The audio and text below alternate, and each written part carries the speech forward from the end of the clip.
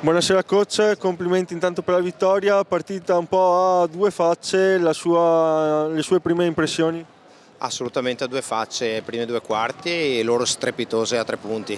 Noi poca difesa, però loro veramente da 3 punti hanno segnato penso 8-9 triple, una roba pazzesca, viste poche volte al nostro livello. Nel secondo tempo abbiamo cambiato registro in difesa, abbiamo lasciato 13 punti che hanno fatto tutta la differenza del mondo.